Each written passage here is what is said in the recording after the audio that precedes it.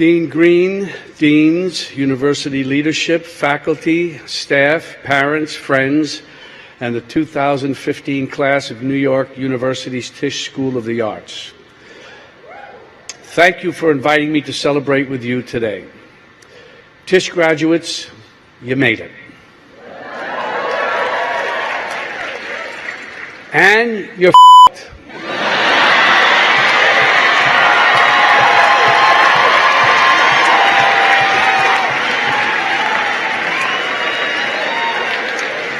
Think about that. The graduates from the College of Nursing, they all have jobs. The graduates from the College of Dentistry, fully employed. The Leonard N. Stern School of Business graduates, they're covered. The School of Medicine graduates, each one will get a job. The proud graduates of the NY School of Law, they're covered. And if they're not, who cares? They're lawyers. The English majors are not a factor. They'll be home writing their novels. Teachers, they'll all be working. Shitty jobs, lousy pay, yeah, but still working. The graduates in accounting, they all have jobs. Where does that leave you? Envious of those accountants? I doubt it. They had a choice. Maybe they were passionate about accounting, but I think it's more likely that they used reason and logic and common sense to reach for a career that could give them the expectation of success and stability. Reason, logic, common sense at the Tisch School of Arts? Are you kidding me? But you didn't have that choice, did you? You discovered a talent, developed an ambition, and recognized your passion. When you feel that, you can't fight it. You just go with it. When it comes to the arts, passion should always trump common sense. You aren't just following dreams, you're reaching for your destiny. You're a dancer, a singer, a choreographer, a musician, a filmmaker, a writer, a photographer, a director, a producer, an actor, an artist. Yeah, you're fucked. The good news is that that's not a bad place to start. Now that you've made your choice, or rather succumbed to it, your path is clear. Not easy, but clear. You have to keep working. It's that simple. You got through Tisch, that's a big deal. Or to put it another way, you got through Tisch, big deal.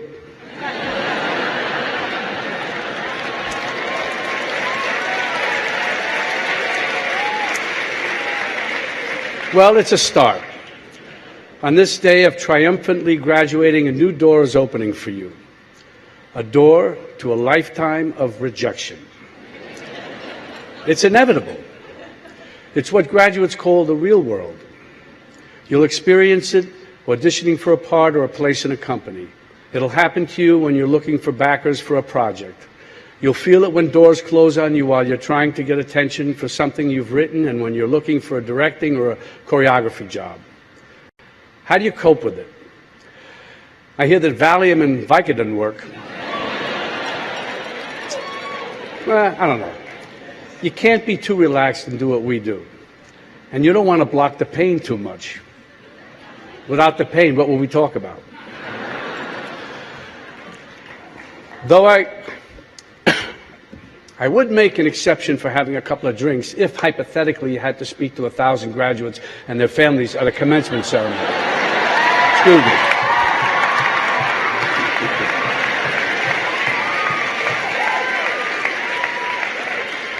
Rejection might sting, but my feeling is that often it has very little to do with you. When you're auditioning or pitching, the director or producer or investor may just have something or someone different in mind. That's just how it is. That happened to me recently when I auditioned for the role of Martin Luther King in Selma.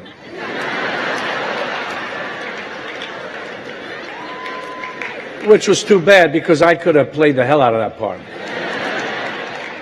I felt it was written for me. But the director had something different in mind. And you know, she was right. It seems the director is always right. Don't get me wrong, David Oyelowo was great. I don't think that I would have cast a Brit, but I've got two more stories. These really happened. I read for Bang the Drum Slowly 7 times. The first 2 of the 3 times I read for the role of Henry Wiggins, the part eventually played by Michael Moriarty. I read for the director, I read for the producer, then they had me back to read for another part, the role of Bruce Pearson. I read for the director, I read for the producer, I read for the producer and his wife, I read for all of them together. It was almost like as long as I kept auditioning, they would have time to find someone they liked more. I don't know exactly what they were looking for, but I'm glad I was there when they didn't find it. Another time I was auditioning for a play. They kept having me back. I was pretty sure I had the part, and then they went with a name. I hated losing the job, but I understood. I could just as have easily lost the job to another no-name actor, and I also would have understood. It's just not personal. It can really be nothing more than the director having a different type in mind. You'll get a lot of direction in your careers, some of it from directors, some from studio heads, some from money people, some from writers, though usually they'll try to keep the writer out of at a distance. And some from your fellow artists. I love writers, by the way. I keep them on the set all the time. Listen to all of it and listen to yourself. I'm mostly going to talk about these ideas in movie actor terms, but I think this applies to all of you. You'll find comparable situations in all the disciplines. The way the director gets to be right is you help him or her be right. You may start out with different ideas. The director will have a vision. You will have ideas about your character. When you're a young actor starting out, your opinions may not be trusted as much as they will later on in your career. You've been hired because the director saw something in your audition, your reading, in you that fit their concept. You may be given the opportunity to try it your way, but the final decision will be the director's. Later in your career, when there's a body of work to refer to, there may be more trust from the director, but it's pretty much the same thing. You may have more opportunities to try it your way and may think the director has agreed to your take, agreed your take is the best, but if it's a movie, you'll be nowhere near the editing room where the director makes the final decision. It's best when you can work it out together. As an actor, you always want to be true to your character and be true to yourself. But the bottom line is, you got the part. And that's very important. As a director or producer, you also have to be true to yourself and to the work. A film, a dance, a play, they're not tents where artists get to play and express their individuality. They're works of art that depend on the contributions and collaboration of a group of artists. And it's a big group. It includes production and costume designers, directors of photography, makeup and hair, stage managers, assistant directors, choreographers, etc., many more to name that I won't now. Everyone plays an important part, an essential part. A director or producer, choreographer or company artistic director, these are powerful positions. But the power doesn't come from the title. The power comes from trust, respect, vision, work, and again, collaboration. You'll probably be harder on yourself than any director. I'm not going to tell you to go easy on yourselves. I assume you didn't pick this life because you thought it would be easy.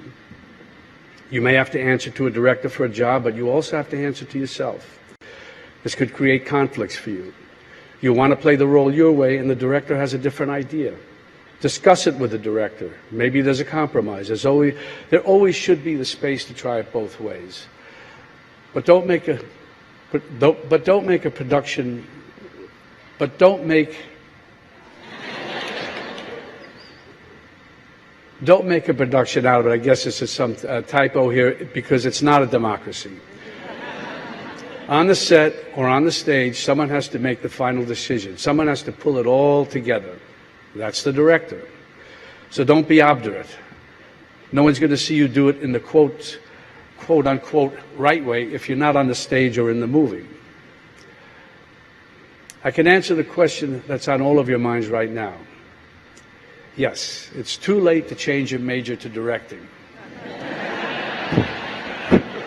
While preparing for my role today, I asked a few Tisch students for suggestions for this speech. The first thing they said is keep it short. And they said it's okay to give a little advice, it's kind of expected and no one will mind. And then they said to keep it short. It's difficult for me to come up with advice for you who have already set upon your life's work, but I can tell you some of the things I tell my own children. First, whatever you do, don't go to Tisch School of the Arts. Get an accounting degree instead. Then I contradict myself. And as corny as it sounds, I tell them don't be afraid to fail. I urge them to take chances, to keep an open mind, to welcome new experiences and new ideas. I tell them that if you don't go, you'll never know. You have to have to be bold and go out there and take your chances. I tell them that if they go into the arts, I hope they find a nurturing and challenging community of like-minded individuals, a place like Tisch. If they find themselves with a talent and a burning desire to be in the performing arts, I tell them, when you collaborate, you try to make everything better, but you're not responsible for the entire project, only your part in it. You'll find yourself in movies or dance pieces or plays or concerts that turn out in the eyes of critics and audiences to be bad, but that's not on you, because you will put everything into everything you do. You won't judge the characters you play, and you shouldn't be distracted by judgments on the works you are in. Whether you're working for Ed Wood or Federico Fellini or Martin Scorsese, your commitment and your process will be the same. By the way, there will be times when your best isn't good enough. There can be many reasons for this, but as long as you give your best, you'll be okay. Did you get straight A's in school? If so, good for you, congratulations. But in the real world, you'll never get straight A's again. There are ups and there are downs. And what I want to say to you today is that it's okay. Instead of rocking caps and gowns today, I can see all of you graduating in custom TSOA t-shirts. On the back is printed, rejection, it isn't personal. And on the front, your motto, your mantra, your battle cry, next. You didn't get that part? That's my point. Next. You'll get the next one or the next one after that. You didn't get that waiter's job at the White Oak Tavern?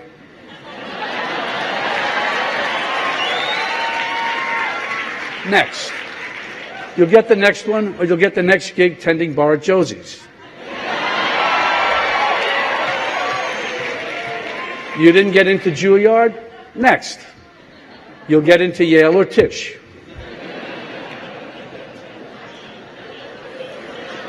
You guys like that joke, so it's okay. No, of course, choosing Tisch is like choosing the arts. It isn't your first choice, it's your only choice. I didn't attend Tisch, or for that matter, any college, or my senior year of high school, or most of the junior year. Still, I've felt part of the Tisch community for a long time. I grew up in the same neighborhood as Tisch. I've worked for and with a lot of people who attended Tisch, including Marty Scorsese, class of '64. As you learn your craft together, you come to trust each other and depend on each other. This encourages taking creative risks, because you all have the sense that you're in it together. It's no surprise that we often work with the same people over and over. I did 8 pictures with Marty and plan to do more. He did about 25 with his editor, Thelma Schoonmaker, who he met at Tisch when she worked on a student film in the summer of '63. Other directors, Cassavetes, Fellini, Hitchcock, came back to the same collaborators over and over, almost like a repertoire company. And now David O. Russell and Wes Anderson are continuing that tradition. Treasure the associations and friendships and working relationships with the people in your classes and your early work. You never know what might come from it. There could be a major creative shift or a small detail that can make a major impression. In Taxi Driver, Marty and I wanted Travis Bickle to cut his hair into a mohawk, an important character detail. But I couldn't do it because I needed long hair for The Last Tycoon that was starting right after Taxi Driver, and we knew a false mohawk would look, well, false. So we were kicking it around one day at lunch and decided to give it one shot with the very best makeup artist at the time, Dick Smith. If you saw the movie, you know that it worked. And by the way, now you know it wasn't real. Friendships, good working relationships, collaboration, you just never know what's going to happen when you get together with your creative friends.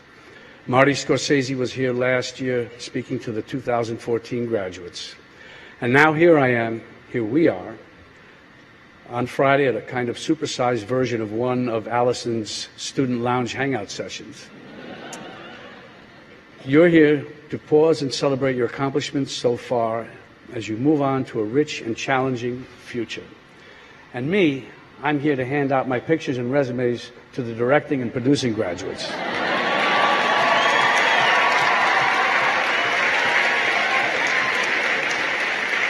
I'm excited and honored to be in a room full of young creators who make me hopeful about the future of the performing and media arts. I know you're going to make it, all of you.